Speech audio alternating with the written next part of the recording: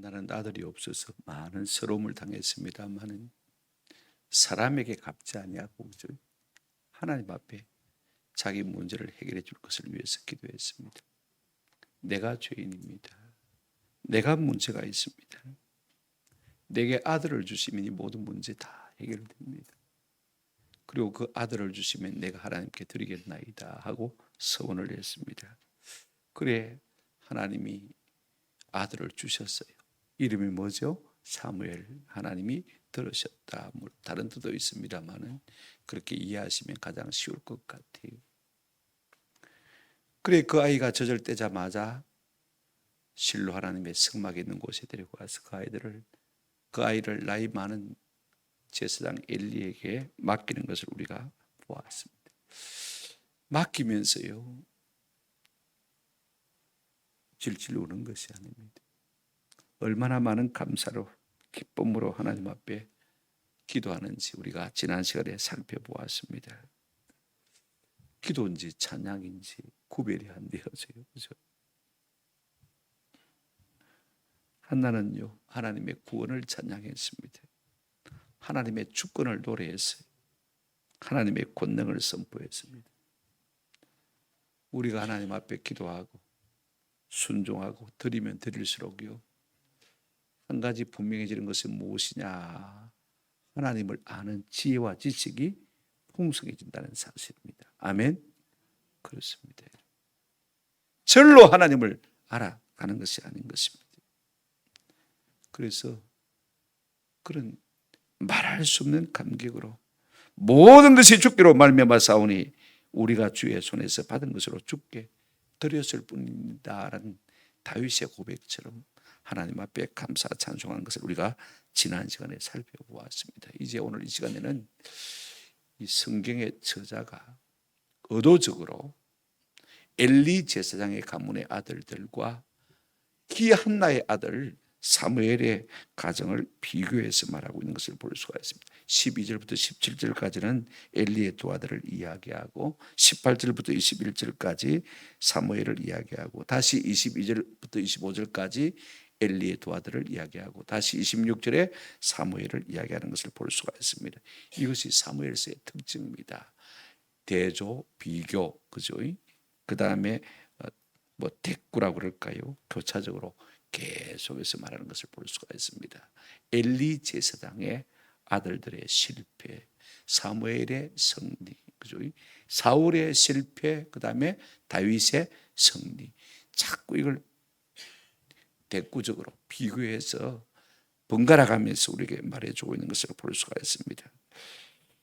하나님을 섬긴 사람이 점점 어떻게 흥황해 가는지, 하나님을 섬기는 일에 실패한 사람들이 어떻게 점점 망해가는지를 대차, 그죠? 그 다음에 교차 혹은 대조, 비교해서 우리에게 계속 말하고 있다는 것입니다. 어떤 집은 망해가는 집이 있고 어떤 집은 자꾸 흥황해가는 집이 있는 것을 볼 수가 있습니다. 그 이유가 무엇일까?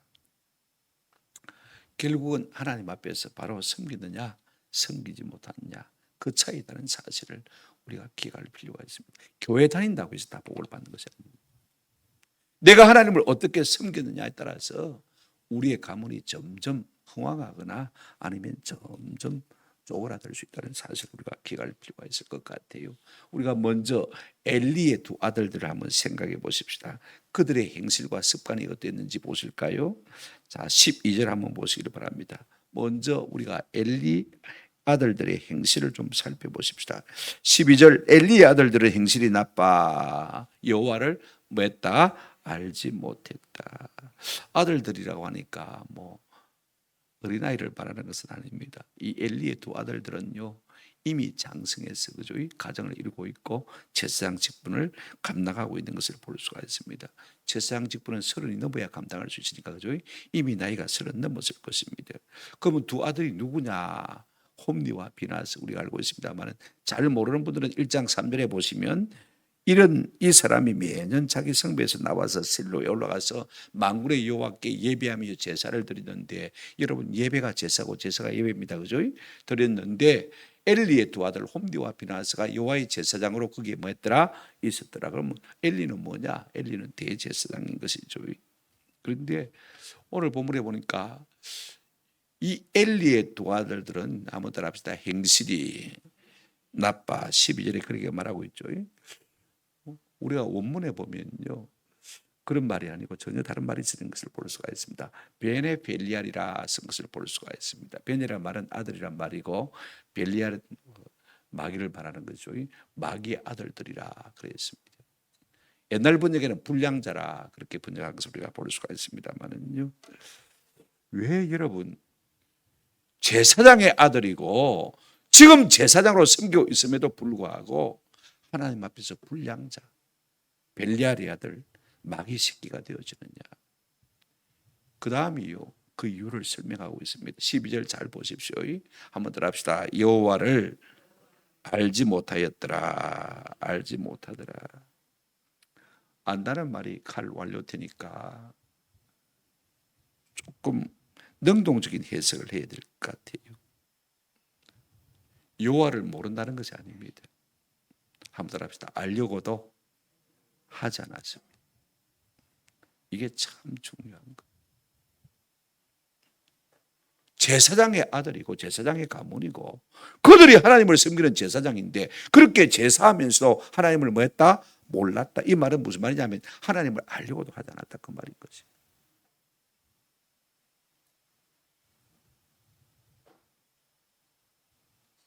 날마다 하나님의 이름을 부르고 하나님 앞에 예배한다고 하는 사람들인데 여러분 한번 생각해 보십시오. 하나님을 모른다는 것이 말이 되어집니까?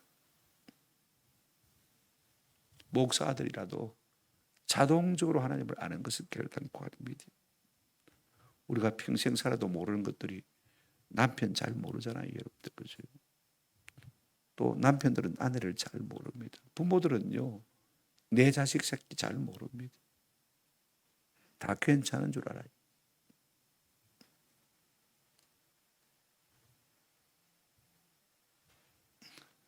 이 말은 무슨 말이냐? 아니 제사장 가문이고 제사장들인데 어떻게 하나님을 몰랐다는 것이 말이 되느냐? 우리말 성경은 이렇게 번역하고 있습니다. 엘리의 아들들은 악한 사람들이었습니다. 그들은 여호와를 한번 따라합시다. 의식하지 않았습니다.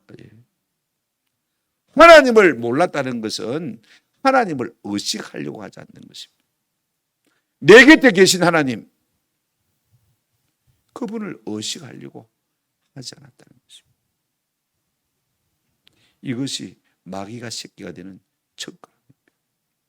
이것이 하나님 앞에 버림을 받는 첫걸음이 되어지는 것을 볼 수가 있습니다. 에베소서 4장 10절부터 19절 보시면 그러므로 내가 이것을 말하며 주 안에서 적어놨노니 이제부터 너희는 이방인이 그 마음에 흠한 것으로 행함같이 행하지 말라. 이방인을 갖다가 이렇게 설명하고 있습니다. 그들의 총명이 뭐하고요? 어두워지고 그들 가운데 있는 무지함과 그들의 마음의 굳어짐으로 말미암아 하나님의 생명에서 떠나 있도다. 19절 그들이 감각 없는 자가 되어서 자신을 방탕에 방임하여 모든 두려운 것을 욕심으로 행하되. 뭘 지금 말해주고 있냐면요, 이방인들이 망해가는 순서를 우리에게 말해주고 있습니다. 18절 다시 보시기 바랍니다. 총명이 뭐냐면요, 하나님을 아는 지혜를 말해요. 그런데 하나님을 모르니까 어떻게 되어집니까? 그들 가운데 있는 무지함과 그들의 마음으로 굳어짐으로 말미암아 하나님의 생명에서 떠나 있도다. 하나님의 은혜에서 떠나 있다는 것입니다. 양심이 죽어서 영적 감각이 없으니까 그 다음부터는 어떻게 합니까? 감각이 없는 자가 되어서 자신을 방탕에 방임하여 더러운 것을 욕심으로 행하되 그랬습니다. 하나님을 모르고 의식하지 않으면요, 점점 어떻게 되느냐? 무지함과 마음이 굳어짐으로 말미암아서 하나님의 생명에서 떠나버리는 거예요. 그래서 감각 없는 자가 되어서 죄에 대한 죄의식이 없으니까 방탕에 방임하여 더러운 것을 욕심으로 행하는 사람이 될 수밖에 없다는 것입니다. 지금 엘리의 아들들이 꼭 그와 같은 상태입니다. 결국 하나님을 모르면요, 마귀 새끼가 되어지는 것이죠. 교회만 다닌다고 해서 복을 받는 것은 결단코 아닙니다. 하나님을 알아야 돼요. 요한복음 17장 3절에 우리 예수님 그런 말씀하셨죠. 영생은 곧 유일하신 참 하나님과 그가 보내신 자 예수 그리스도를 많은 것이니라 아는 것이라고 했어요. 교회만 다닌다고 되는 게 아니고 하나님이 누구신지 예수 그리스도가 내게 어떤 분인지를 알아야 영생을 얻는다 그렇게 말하고 있습니다. 그래서 호세아 선자는 호세아 4장 6절에 내 백성이 지식이 없으므로 망하는도다. 내가 지식을 버렸으니 나도 너를 버려 뭐가 되지 못하게 하겠다? 제사장이 되지 못하게.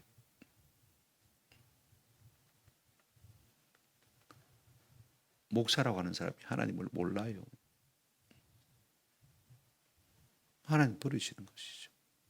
네 자녀들도 내가 잊어버렸다. 그래서 호세아 6장 3절 6절에 그러므로 우리가 여호와를 알자 힘써 여호와를 알자. 나는 인애를 원하고 제사를 원하지 아니하며 번제보다 하나님 아는 것을 마누라 원한다고 했습니다. 예배만 나온다고 해서 하나님 아는 사람이 아니죠. 하나님 아는 것을 하나님 원한다고 했습니다. 이 엘리의 두 아들들은 왜 벨리알의 아들들이 되고 말았느냐? 여호와를 마지 못했더라, 알지 못했더라. 알려고도 하지 않았고 의식하지도 않았다는 말씀인 것입니다. 그러면 그들의 습관이 어땠느냐? 자, 13절 한번 보시기 바랍니다. 이 엘리의 아들들의 이 습관, 미시파트 매너라고 할 수 있는데 그 제사장들이 백성에게 행하는 관습은 이러하니 습관은 이러하니 여러분 홈리와 비나스 두 아들이 말입니다. 어쩌다가 하나님 앞에서 말썽을 일으킨 것은 결단코 아닙니다. 이미 습관화되어 버렸어요. 그 습관이 어떤 것이냐? 두 가지입니다. 여러분 보십시오. 첫째가 뭐냐면요. 엘리의 두 아들들은요. 제사장의 몫을 분별하지도 않았습니다. 13절 14절 보실까요? 그 제사장들이 백성에게 행하는 관습은 이러하니 곧 어떤 사람이 제사를 드리고 고기를 삶을 때에 제사장의 사원이 손에 3살 갈고리를 가지고 와서 그것으로 냄비나 솥대나 큰 솥대나 가마에 찔러 넣어 갈고리에 걸려 나오는 것은 제사장이 자기 것으로 가지되 실로에서 그곳에 온 모든 이스라엘 사람에게 이같이 할 뿐 아니라 그렇게 말하고 있는 것을 볼 수가 있습니다. 여러분 번제는요 하나님 앞에 홀라당 태워드린 제사입니다. 그죠? 하나도 남는 게 없어요. 그러나 소제, 속제제, 화목제, 속건제 나머지 제사들은요 하나님 앞에는 일부만 드리고 그죠? 그 다음에 제사장과 제주가 다 갈라 먹습니다. 특별히 화목제, 속제제 같은 경우에는요 하나님 앞에는 뭐만 드리냐면 기름만 드립니다. 그리고 제사장과 제주가 다 나눠 먹는데 그때 제사장의 몫이 뭐냐면 여러분 레위기 7장 34절 한번 보시길 바랍니다. 내가 이스라엘 자손의 화목 제물 중에서 그 흔든 가슴과 든 뒷다리를 가져다가 제사장 아론과 그의 자손에게 주었나니 그랬습니다. 화목제를 드렸을 경우에 제사장의 몫은 뭐냐? 앞갈비살입니다. 그죠? 그 다음에 흔들었던 뭐요? 뒷다리. 이것이 제사장의 몫입니다. 그런데 제물을 삶을 때 이 엘리의 두 아들들은 어떻게 했냐면요. 삼지창 가지고 와갖고는 그 솥에다가 그냥 삼지창을 쿡 찔렀어요. 찔려가지고 끌려 나오는 것이 내 몫인 것입니다. 아이고 이제는 막 삼겹살 막 지겹다. 뒷다리 지겹다. 다른 거 좀 먹어보자. 하나님의 말씀은 제사장의 몫이 정해있음에도 불구하고 자유분방하게 지 마음대로 하더라 그 말인 것입니다. 두 번째 뭐냐면요. 엘리의 두 아들들은요. 여호와께 제물을 드리기도 전에 먼저 자기 몫을 취한 것을 볼 수가 있습니다. 15절 16절 보십시오.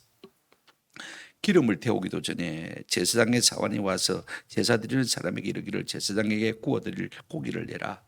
그가 네게 삶은 고기를 원하지 아니하고 날 것을 원하신다 하다가 그 사람이 이르기를 반드시 먼저 기름을 태운 후에 내 마음대로 원하는 대로 가지라 하면 그가 말하기를 아니라 지금 내게 내라. 그렇지 않으면 내가 억지로 빼앗으리라 하였으니 그랬습니다.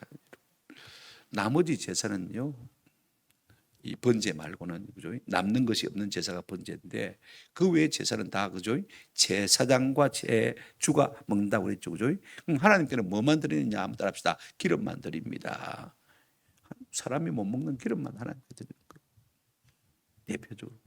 그 말씀이 어디 있느냐면요, 성경에 보시면 레위기 3장 9절부터 11절에 보시면 전부 하나님의 몫은요, 꼬리뼈에 있던 기름, 내장에 덮인 기름, 내장에 붙은 기름, 10절에 보시면 콩팥 위에 기름, 허리 쪽에 있는 기름, 감과 덮인 끝부를 콩팥과 함께 떼어날 것이요. 하나님은요, 사람이 못 먹는 기름만 전부 드시는 것을 볼 수가 있어요. 그런데 여러분, 하나님 앞에 드리는 예배니까 먼저 하나님 앞에 이것을 뭐 해야겠습니까? 드려야 되지 않겠습니까? 사람이 못 먹는 기름이라도 하나님 앞에 먼저 드려야지요. 사람들이 식사를 같이 할 때 선임자가 어른이, 그죠? 먼저 숟가락을 들어야 안 들지 않습니까? 그게 예의 아닙니까? 그런데 오늘 이 엘리 아들들은요, 어떻습니까? 하나님 앞에 제물을 바치기도 전에, 기름을 태워드리기도 전에 삶을 것을 싫다는 것입니다. 날고기, 생고기를 내게 달라는 것입니다. 그래야 내가 구워 먹어야 맛있다는 것입니다. 세상에 이런 아나무인이 어디 있습니까? 하나님을 섬기당하는 제사장이 말입니다. 하나님은 안중에 없고 자기 욕심만 채우려는 것을 볼 수가 있습니다. 그러니 여러분, 하나님을 두려워하는 마음이 전혀 없지요. 이 정도 되어지면 성경은 이 엘리의 두 아들들을 뭐라고 평가하느냐. 셋째, 여러분, 하나님의 평가를 살펴보십니다. 17절 보실까요? 이 소년들의 죄가 여호와 앞에 어떻게 하다고요? 심히 크면 그들이 여호와의 제사를 뭐하였더라? 멸시하였다. 하나님 앞에 드려야 할 제사를 뭐 했다고 했습니까? 멸시했다. 가볍게 얘기했다는 것입니다. 여러분, 제사는 예배나 조금 다를 바가 없지 않습니까? 예배를 무시해서. 여러분, 살다가요, 조금 어려운 일이 있고 교회 여러 가지 형편 때문에 목사님 예배 안 드리면 안 되겠습니까? 그런 말 여러분 입으로 하지 마십시오. 아시겠죠? 예배 안 드리면 안 됩니까? 그런 말은 절대로 입 밖에 내지 마십시오. 그것은 여호와께 드릴 예배를 많은 것입니까? 멸시하는 것입니다. 가볍게 얘기하는 것입니다. 이거 참 우리가 조심해요. 여러 가지로 바쁘니까, 행사가 복잡하게 있으니까, 피곤하니까. 똑같은 것이죠. 우리가 하나님 앞에 드릴 예배를 멸시하게 되어지면 여러분, 하나님이 어떻게 하신다고 했습니까? 조금 이따가 다음 주에 살펴보겠습니다만 2장 30절 한번 보실까요? 하반절 끝에 보시면 제가 늘 마음에 두고 묵상하는 말씀입니다. 한번 같이 읽어보십시다. 시작. 나를 존중히 여기는 자를 내가 존중히 여기고 나를 멸시하는 자를 내가 경멸하리라. 잠이 와도 안 자려고 애를 쓰고, 그죠? 자꾸 생각이 외출을 가려고 할 때도 정신을 바짝 차려서 하나님의 말씀을 들려고. 저도 성경 읽다가 자꾸 딴 생각할 때가 많아요. 문자 오면 또 문자 봐야 돼요. 하나님 언제까지 참으시겠습니까? 제가 문자를 보면서도 그런 생각을 참 많이 해요.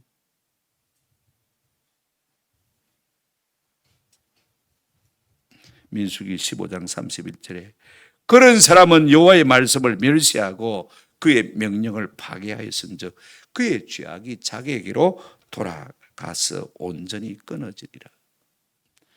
잠언 13장 13절에도 말씀을 멸시하는 자는 자기에게 패망을 이루고 계명을 두려워하는 자는 뭘 받느니라? 상을 받느니라.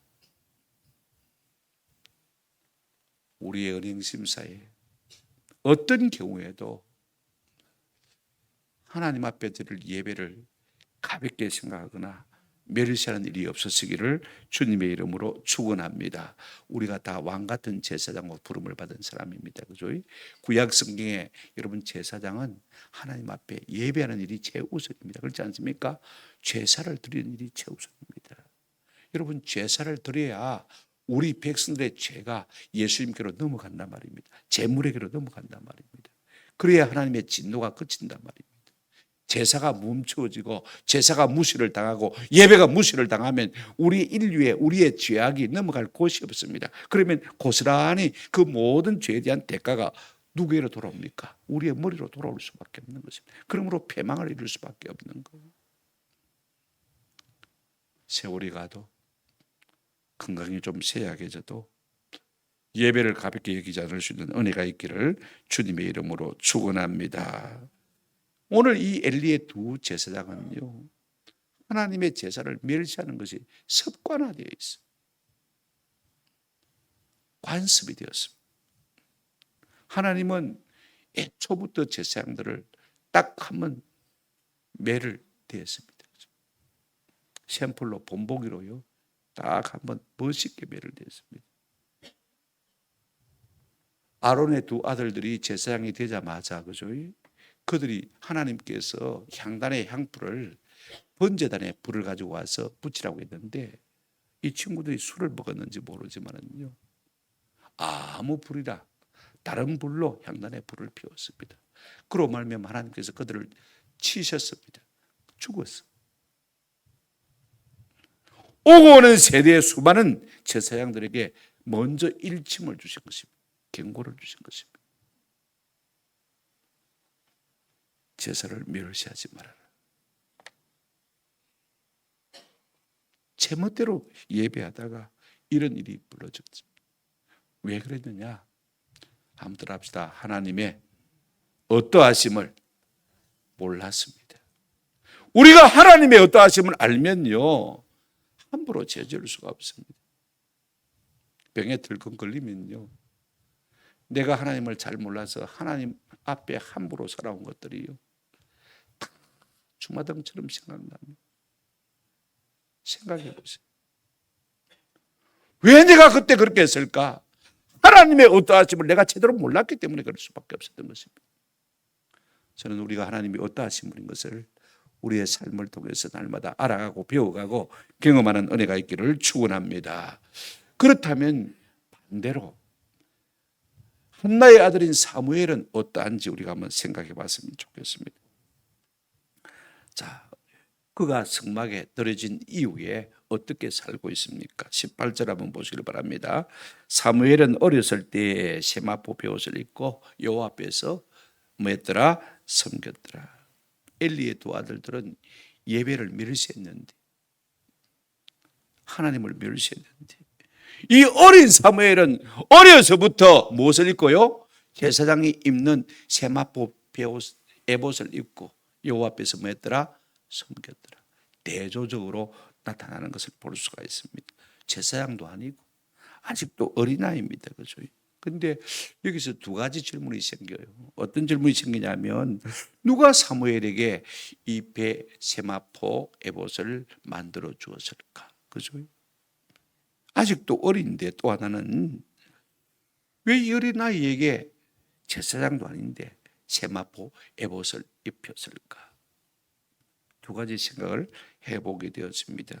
그 답이 19절에 있어요. 19절 한번 보실까요? 그의 어머니가 매년 드리는 제사를 드리러 그의 남편과 함께 올라갈 때마다 작은 겉옷을 지어다가 뭐 했더니 그에게 주었더니, 누가 지어줬죠?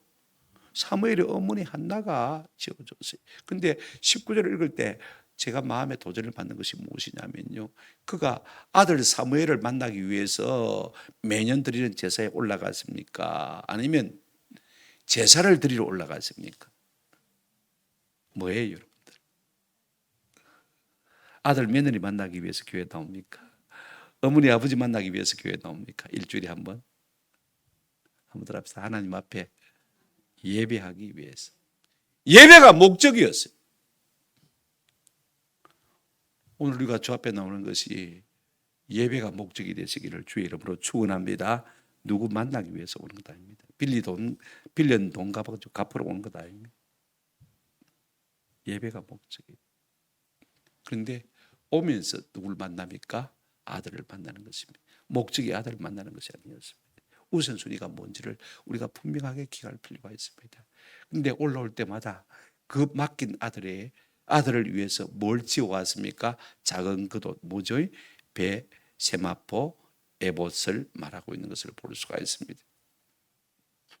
무엇 때문에 이 어린 사무엘에게 아직 제사장도 아닌데 그죠? 세마포 에봇을 입혔을까? 뭐가 담겨 있을까요?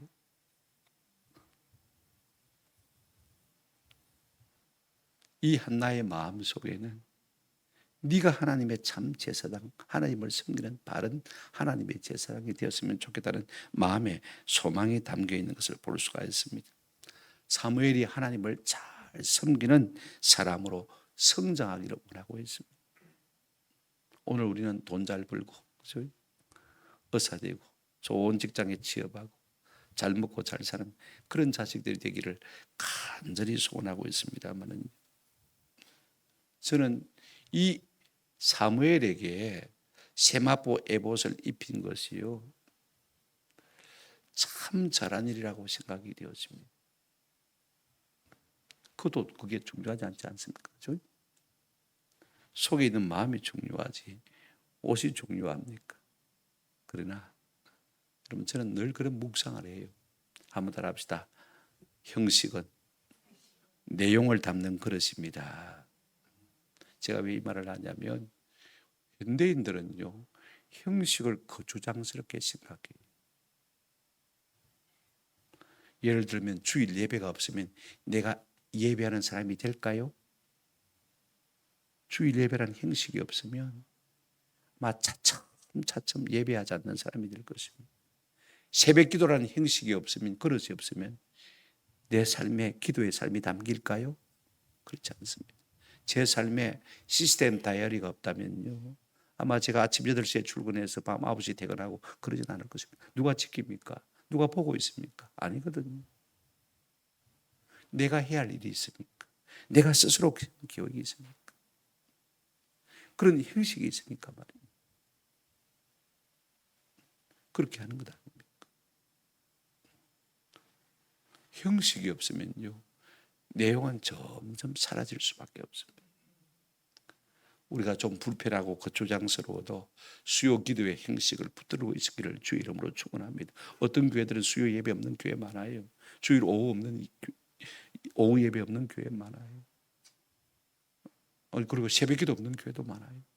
30, 40대 전도한답시고요, 다 없애버려. 주일 예배 하나만 두고 있습니다.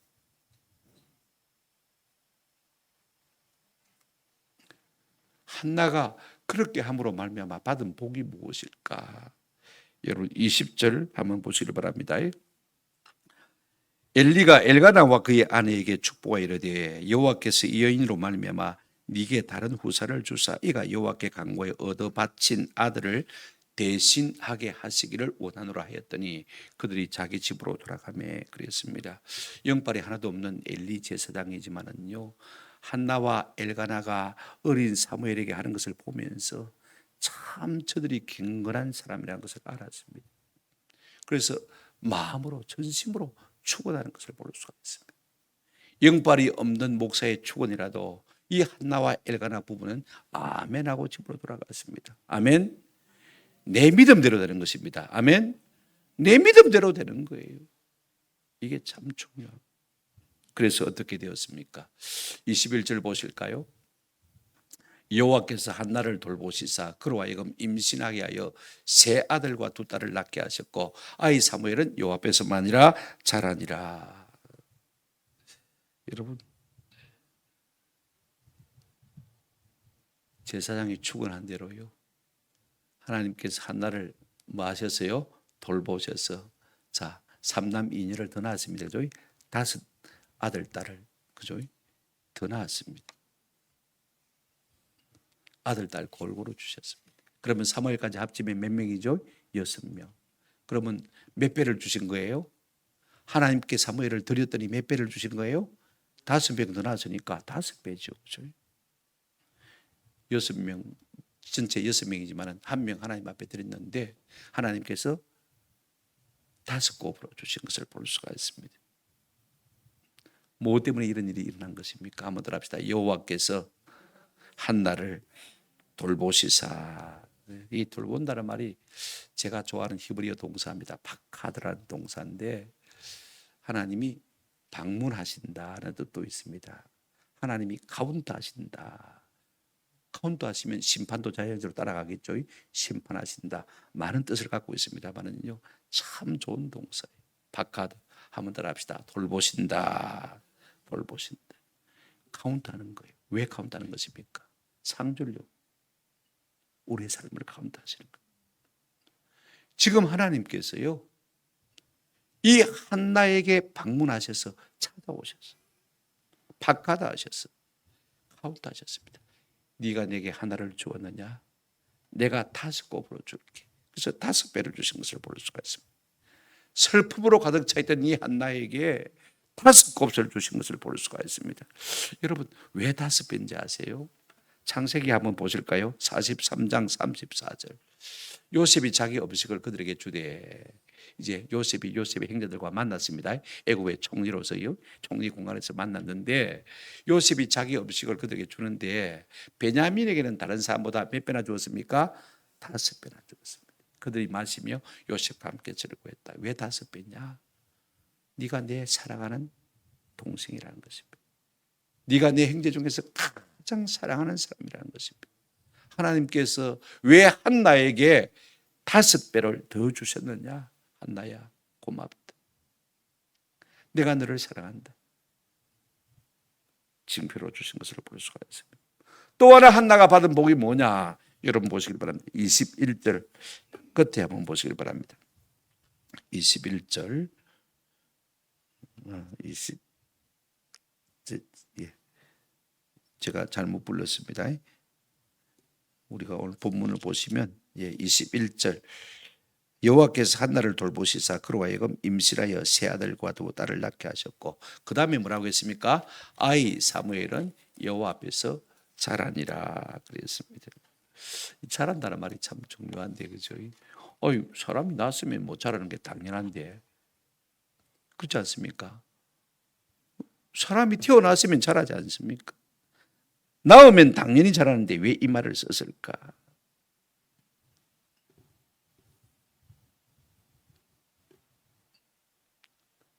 참 중요한 것 같아요. 이 자란다는 말은요, 탁월해진다는 말입니다. 그냥 자란다는 말이 아니고, 따르란 말은요, 탁월해진다. 탁월해진다. 한나가 받은 복이 뭐냐? 하나님께 드렸더니 아이 사무엘 그 아들도 탁월하게 성장하고 있더라, 그 말씀인 것입니다. 이 모든 복이 하나님을 아는 데 있었던 것입니다. 엘리의 아들들이 망할 짓을 하게 된 그 모든 고난도 하나님을 알지 못한 데 있는 것입니다. 그러므로 우리는 하나님을 알려고 애를 써야 돼. 하나님을 의식하려고 애를 써야 돼.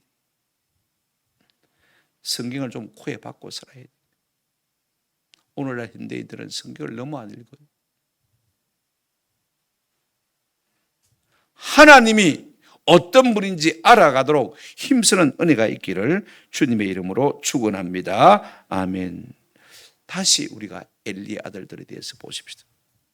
세 번째 우리가 생각할 것은요, 자 22절 한번 보시길 바랍니다. 엘리가 매우 뭐했더라? 늙었더니 그랬습니다. 얼마나 늙었을까?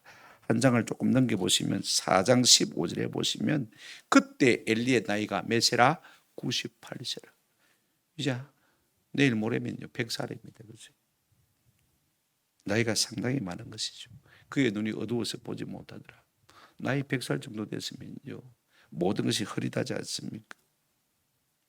근데 왜 100살이 되도록 대제사장으로 머물러 있는 것입니까? 이게 참 중요해요. 제사장은 몇 살부터 몇 살까지요? 30살부터 몇 살까지요? 50살까지. 그러면 은퇴해야 되는데 왜 100살까지 대제사장의 자리에 앉아있느냐? 물려줄 사람이 없어요. 왜 그렇습니까?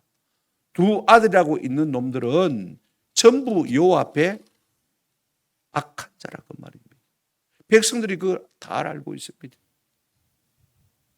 물려줄 수가 없는 거예요. 이 엘리의 두 아들들의 죄가 세 번째, 제가 오늘 22절 하반절에 나옵니다.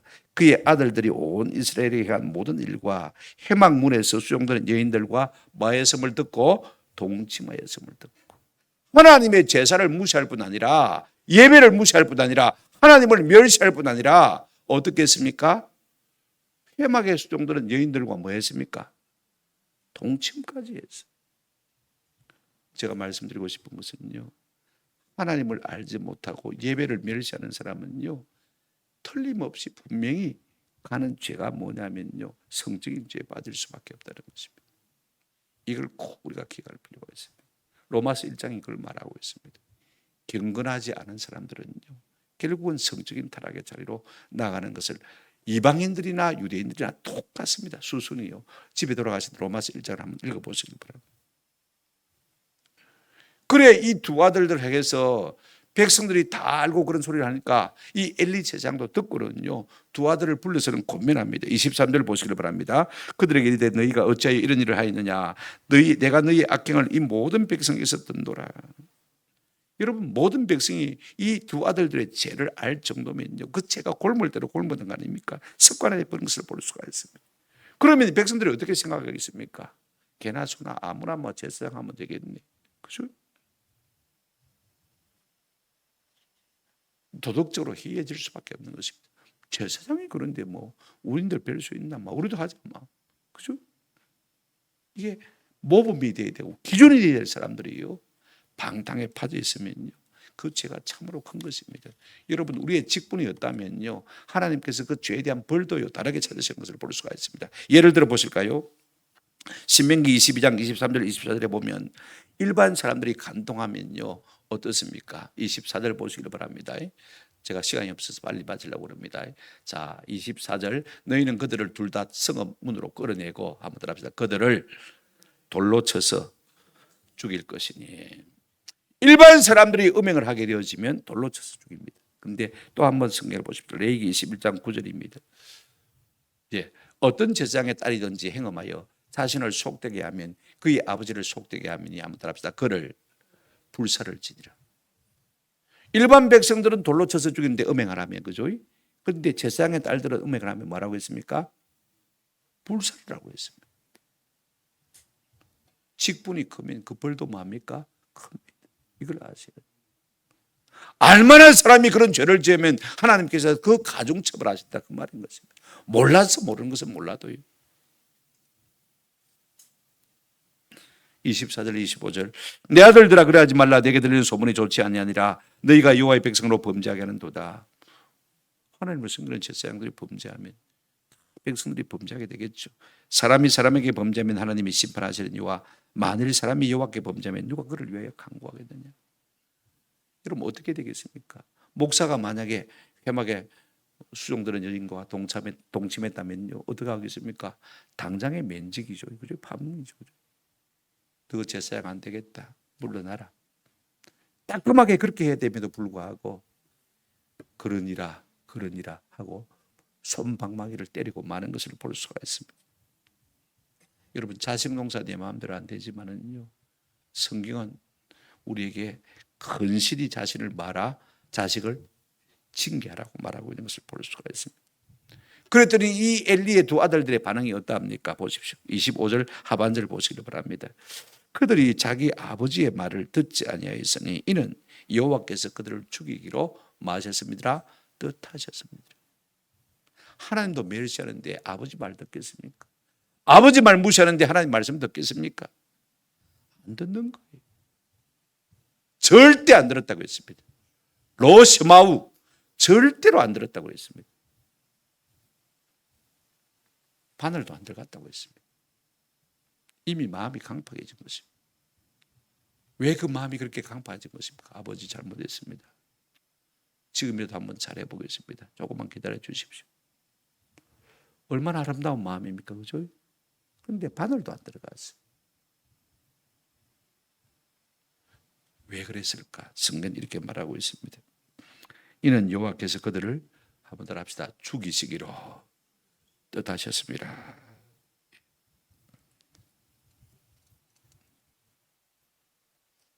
당시의 제사가 오늘의 예배 아닙니까? 사람이 공부할 때 안 들으면요, 그 다음은 누가 매를 때립니까? 하나님이 때리는 것입니다. 이거 여러분 꼭 기억하시기를 바랍니다. 권면하는 사람은요, 그냥 막 찢어진 것이 입이라고 해서 함부로 권면하는 것 아닙니다.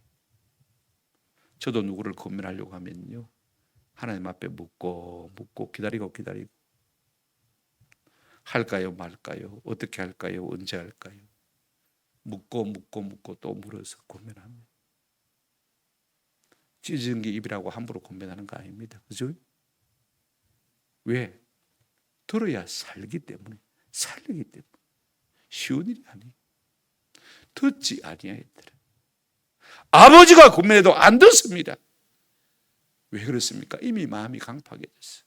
하나님이 그 두 아들들을 죽이시기로 마셨습니까? 작정하신 것입니다. 사람과 우리에게 권면할 때, 이때가 하나님이 내게 하시는 말씀인 줄로 알고요, 우리가 잘 들으면 내 생명을 건지는 것입니다. 사는 것입니다. 아멘. 이런 은혜가 우리 가운데 있기를 주님의 이름으로 축원합니다. 우리 김장한 목사님, 극동방송사장, 그 두 아들들도 목사님인데 요셉 목사님이 쓴 책에 보니까 아버지 호주머니에서 5,000원 하나 훔쳤대요. 나중에 아버지가 알고는요, 말없이 차에 태우더니 자, 차 타라 그러더니 어느 고항으로 들어가더랍니다. 내려라, 여기 살아라, 나는 간다, 네 아들 아이들.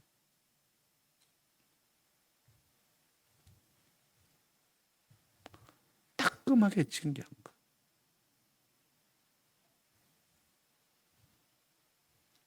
환경이 문제가 아닙니다. 엘리의 두 아들들은 여러분 제사장 가문에서 태어난 사람이고 제사장으로 섬기는 좋은 환경에서 하나님을 알기에 좋은 환경에서 살아갔지만은요, 그럼에도 불구하고 하나님을 알았다고 했습니까? 몰랐다고 했습니까? 몰랐어요. 사도 바울은 에베소 교회를 위해서 기도할 때 여러분 세속적인 거 안 구했습니다.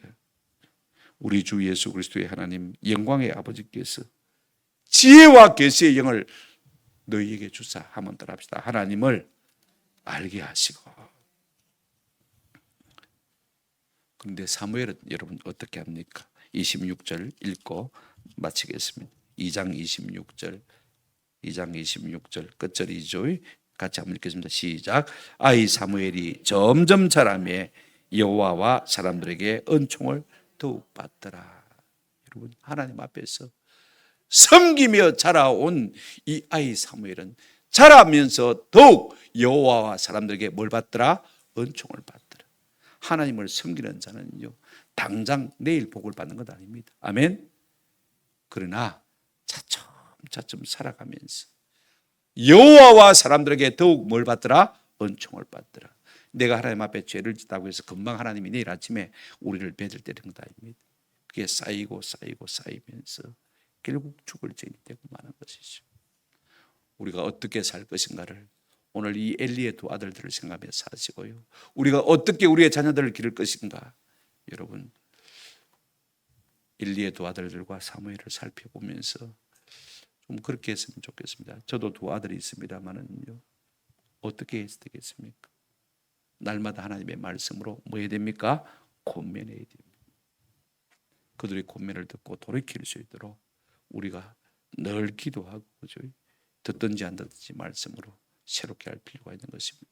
오늘 우리의 가정을 위해서 우리가 이렇게 살아가기로도 마음에 다지만은 그런 은혜가 있기를 주님의 이름으로 축원합니다. 말씀을 생각